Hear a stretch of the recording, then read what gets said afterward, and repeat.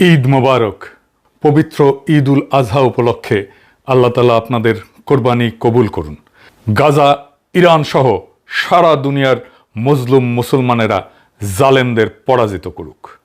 পরিবার পরিজন, আত্মীয় স্বজন এবং বন্ধুবান্ধবদের সঙ্গে কাটানো এই পবিত্র দিনগুলোতে আপনাদের জীবনে রহমত, বরকত বহুগুণে বর্ধিত হোক।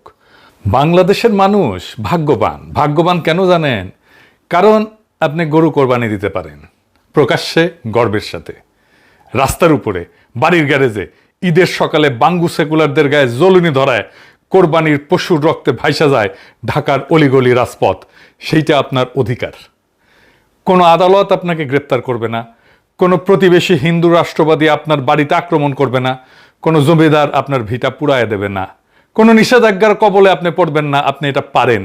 পশ্চিমবঙ্গে আপনার বাঙালি মুসলমান ভাই গরু কোরবানি দিতে পারে না, ভয়ে লুকায়ে সাবধানেও দেয় না। মুর্শিদাবাদ, মালদা, উত্তর 24 পরগনার গ্রামে প্রায় সব কোরবানি হয় বকরি। ভারতের জম্মু কাশ্মীরে 2021 সালে গরু কোরবানি নিষিদ্ধ করা হয়েছে মুসলিম সংখ্যাগরিষ্ঠ অঞ্চলেই।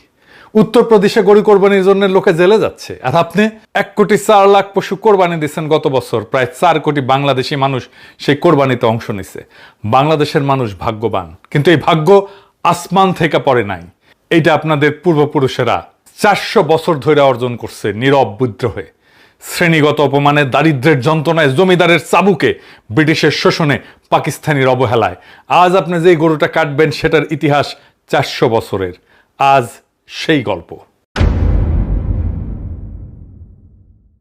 কোরবানির প্যাটার্ন বাংলাদেশে অন্যরকম। সৌদি আরবে কোরবানি কি দেওয়া হয়? দুম্বা, ভেড়া, মিশরে ছাগল, তুরস্কে ভেড়া, ইন্দোনেশিয়ায় 2016 সালের ডেটায় 10 লাখ কোরবানির মধ্যে ছাগল 6,50,000, গরু মাত্র 2,80,000।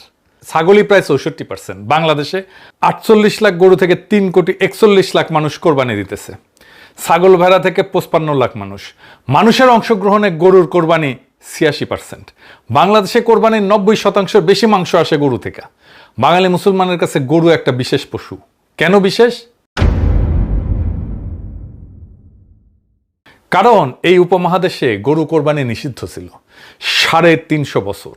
বাঙালি মুসলমানের গরু কোরবানি দেওয়ার অধিকার আজও পশ্চিমবঙ্গে নাই, আজও কাশ্মীরে নাই, আজও উত্তরপ্রদেশে নাই, শুধু এই দেশে আছে, বাংলাদেশে। তাই বাংলাদেশের গরু কোরবানি কোনো সাধারণ ধর্মীয় আচার না, এটা একটা রাজনৈতিক বিবৃতি। বাংলাদেশের কোরবানির প্রত্যেকটা গরু একটা ঐতিহাসিক জবাব।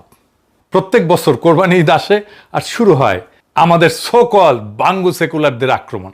2016 সালের কথা মনে আছে, আমি তখন দেশে। কোরবানির পরপর বৃষ্টি হইল, প্রচুর বৃষ্টি। ঢাকায় তো মাশাআল্লাহ রাস্তায় পানি জমার জন্য বৃষ্টি হইতে হয় না, মেঘ করলেই রাস্তায় পানি জমা যায়। বৃষ্টি হইল প্রচুর। কোরবানি হয়েছে কিছুক্ষণ আগে, কোরবানির রক্তে বৃষ্টির পানি লাল হইল, আর বাঙ্গু সেকুলার লাশকে হাউকাও শুরু করলো। সারা দুনিয়ায় পত্রিকায় আসলো সেই খবর, বিবিসি, গার্ডিয়ান, ঢাকা ট্রিবিউন, সবাই। শুরু হইলো ফটোশপ কইরা ছবি ছড়ানো, তার সাথে চিৎকার শুরু হইলো ইন্ডিয়ান মিডিয়ার। পরিবেশ গেল অস্বাস্থ্যকর, আরো কত কিছু। বৃষ্টি হইলে ড্রেন আর সুয়ারেজ থেকে যে ঘুমুত পানির সাথে মিশে আটকায় থাকে প্রত্যেকবার বৃষ্টির পরে, আর সেই পানি মারায় মানুষকে হাঁটাচলা করতে হয়, সেটা ঠিক আছে। কোরবানির রক্ত হইলে সর্বনাশ, পশু হত্যা অমানবিক। এত রক্তপাত কেন? এই বর্বরতা বন্ধ করা উচিত।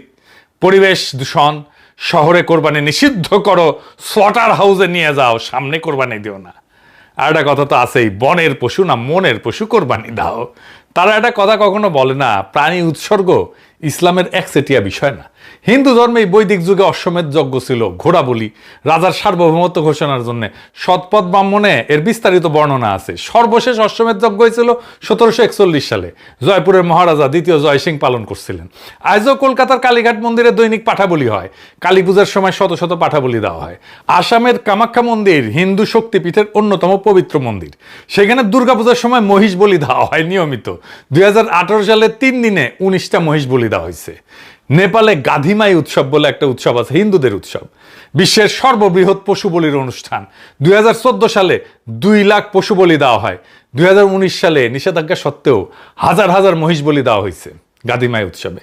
ভারতের উড়িষ্যায় আদিবাসী সুলিয়া যাত্রায় হাইকোর্টের নিষেধাজ্ঞা অমান্য করে পশু বলি দেওয়া হয়েছে। তাদের যুক্তি, এটা তাদের ঐতিহ্যগত অধিকার। এইবার ইহুদি ধর্ম দেখেন, জেরুজালেমে দ্বিতীয় মন্দিরে দৈনিক 2টা মেষ শাবক বলি দেওয়া হইতো। সাবাতে বাড়তি বলি, উৎসবে আরো বেশি। দ্বিতীয় মন্দির ধ্বংসের আগ পর্যন্ত মানে 70 খ্রিস্টাব্দ পর্যন্ত এই প্রথা চলছে। প্রাচীন জেরুজালেমের অর্থনীতি দাঁড়াইছিল এই বলির অর্থনীতির উপরে, কোরবানির অর্থনীতির উপরে। মানব সভ্যতার ইতিহাস পশু বলির, পশু উৎসর্গের ইতিহাস। শুধু পশু না, মানুষও বলি দিত আগে। প্রত্যেকটা ধর্ম, প্রত্যেকটা সংস্কৃতি, প্রত্যেকটা মহাদেশে উৎসর্গ ছিল। তাহলে শুধু মুসলমানের কোরবানিকে কেন আক্রমণ? কারণ আক্রমণটা পশু হত্যার বিরুদ্ধে না, এটা মুসলমানের সার্বভৌমত্বের বিরুদ্ধে। সেটা কি রকম? এইটা মুসলমানের বিরুদ্ধে সাংস্কৃতিক যুদ্ধ। সাংস্কৃতিক যুদ্ধ শুরু সবসময় অন্যের সবচেয়ে কেন্দ্রীয় সিম্বলকে আক্রমণ করে, কেন্দ্রীয় প্রতীককে আক্রমণ করে। আমরা কাকে আক্রমণ করি? রবীন্দ্রনাথ। কেন?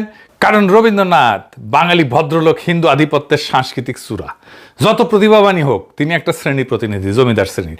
আমরা বলি রবীন্দ্রনাথ বাঙালি মুসলমানের ভাষাকে অস্বীকার করছেন, তার সাহিত্যে মুসলিম চরিত্র নাই, তিনি ঢাকাকে রাজধানী করে পৃথক প্রশাসনিক এলাকা গড়ার বিরুদ্ধে দাঁড়াইছিলেন, মানে আমাদের সার্বভৌমত্বের বিরুদ্ধে দাঁড়াইছিলেন। আমরা ফাইট করি রবীন্দ্রনাথের সাথে, কারণ রবীন্দ্রনাথকে পলিটিক্যালি পরাস্ত করতে পারলেই আমাদের সাংস্কৃতিক স্বাধীনতা, সাংস্কৃতিক মুক্তি। আমরাই কাজ করবো ইনশাল্লাহ। যাই হোক, ওরা কাকে আক্রমণ করে? গরু কোরবানিকে। কেন? কারণ গরু কোরবানি বাঙালি মুসলমানের সার্বভৌমত্বের সাংস্কৃতিক চূড়া। ঢাকার রাজপথ রক্ত, মানে বাঙালি মুসলমান এখনো স্বাধীন। সে আর হিন্দু জমিদারের প্রজা না, সে আর কলকাতার ভদ্রলোকের অধীন না। এই দৃশ্যটা ওদের সহ্য হয় না, কারণ এই দৃশ্য তাদের পরাজয়ের স্মারক। তাই বছরের পর বছর আক্রমণ, পরিবেশ দূষণ, পশু অধিকার, শহরে নিষিদ্ধ করো, স্লটার হাউসে নিয়ে যাও। স্লটার হাউস মানে কি?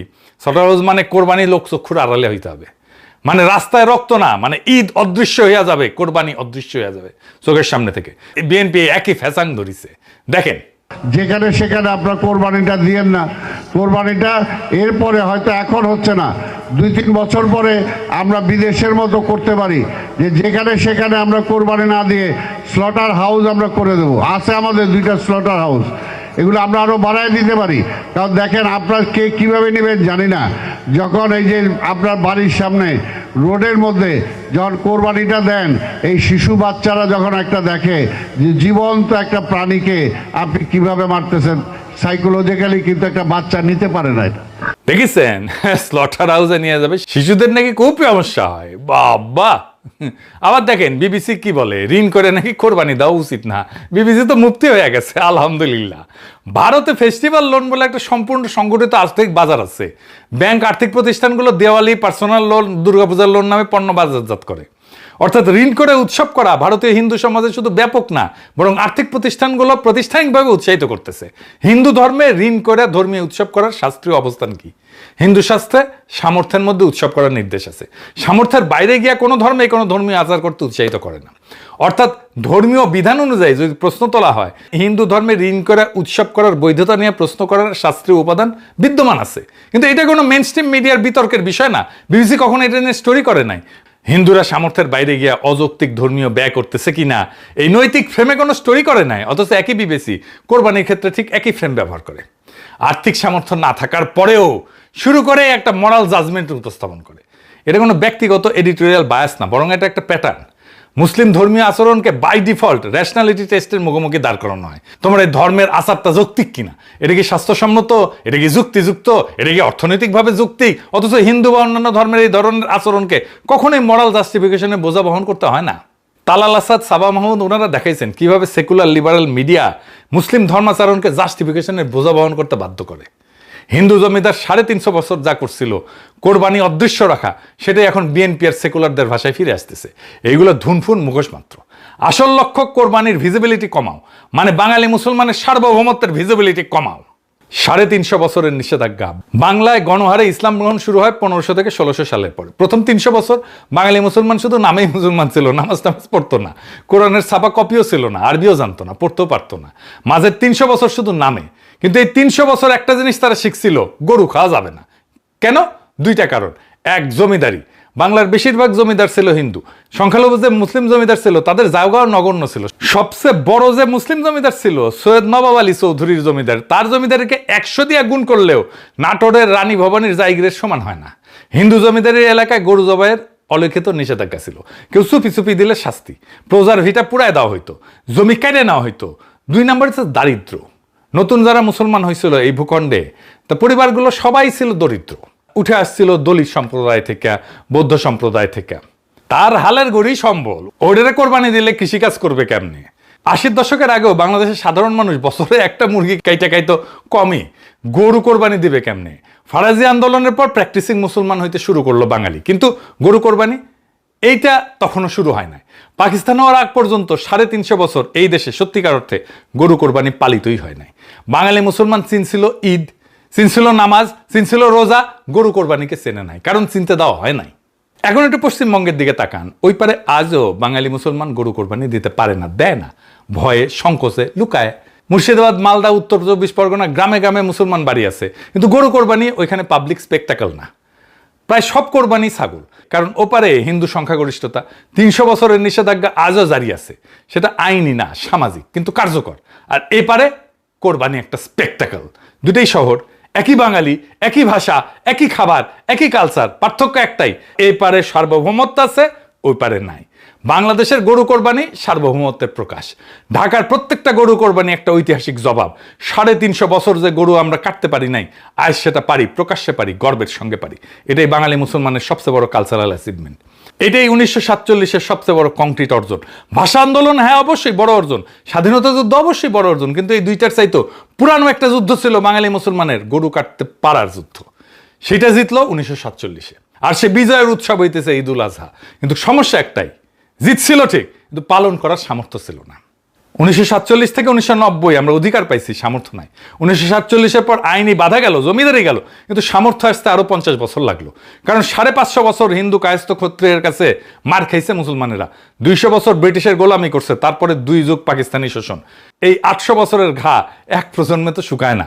অর্থনৈতিক ঘা শুকাইতে আরো 20 বছর। 1990 সাল পর্যন্ত শোষিত বাঙালি গরু কোরবানি দেওয়ার সামর্থ্য অর্জন করতে পারে নাই। গরু কোরবানি ছিল শুধু ঢাকা শহরে বড় ব্যবসায়ী, আমলা, উচ্চবিত্তদের, শহরে এলিটদের জন্য। গ্রামের শরিকি বা একান্নবর্তী পদ্ধতি ছাড়া গরু কোরবানি দেওয়াই যেত না। অধিকার পাইছি, সামর্থ্য পাই নাই। বিজয় পাইছি, উদযাপন করতে পারি নাই। 1990 থেকে 2018 মধ্যবিত্তের উত্থান হলো। 1990-এর পর বাংলাদেশে প্রথমবার সত্যিকারের একটা মধ্যবিত্ত শ্রেণী জন্মাইল। মধ্যবিত্ত বাড়ার সাথে সাথে গরু কোরবানিও বাড়লো। 1990 থেকে 2018, 28 বছরে এই দেশের সাধারণ মানুষ প্রথমবার গরু কোরবানি সত্যিকার অর্থে দিতে শুরু করলো। প্রথমবার 350 বছরের নিষেধাজ্ঞা বিজয় উদযাপন হইল।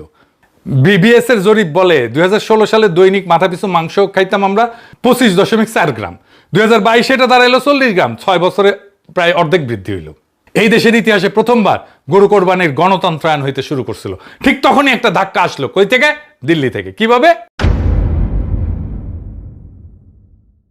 মোদী সরকার 2014-তে ক্ষমতায় আসলো ইন্ডিয়ায়, বিএসএফ কে নির্দেশ দিল সীমান্তে গরু চলাচল বন্ধ করতে হবে। 2014 সালে ডিসেম্বরে স্বরাষ্ট্রমন্ত্রী রাজনাথ সিং প্রকাশ্যে বিএসএফ কে ধন্যবাদ দিল। কিন্তু এই হামলার একটা চমৎকার দিক আছে। বাংলাদেশে 2020 সালে কোরবানির পশু উৎপাদনে স্বয়ং সম্পূর্ণ হয়ে গেল, মার্শাল্লাহ। কিন্তু না, মোদী তার সব কার্ড তখনও খেলে নাই। ভারত থেকে গরু আসা বন্ধ ছিল, এটা প্রথম ধাপ ছিল। মোদীর কৌশল ছিল ট্রিপল লেয়ার, 3টা লেয়ারে। দ্বিতীয় ধাপ ছিল গোখাদ্যের সাপ্লাই চেন।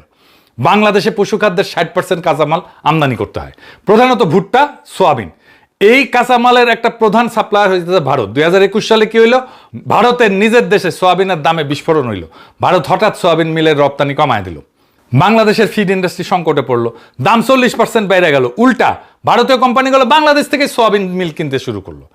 বাংলাদেশে সোয়াবিন রপ্তানি করলে আমাদের গবাদি পশুর খাদ্য পাবে না তো? এটা আমাদের রাজনৈতিক নেতাদের মাথায় আসে নাই। তৃতীয় ধাপ কি হলো? 2024 সালে ভুট্টার সাপ্লাই এটাও কমাই দিল।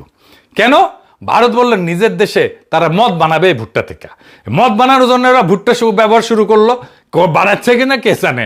বাংলাদেশের রপ্তানি কমাই দিছে। ফলাফল 2023 সালে ডিসেম্বরে বাংলাদেশের ক্যাটেল ফিডের দাম টন প্রতি 66,000 টাকা পৌঁছাইলো। 1 বছরে 20% বৃদ্ধি হইল। মোদির কৌশল কি দাঁড়াইলো? এক হাতে গরু আমদানি বন্ধ, আর এক হাতে গরু পালনের কাঁচামালের কন্ট্রোল। 2 হাত দিয়া বাঙালি মুসলমানের গরু কোরবানির দুর্বল করা।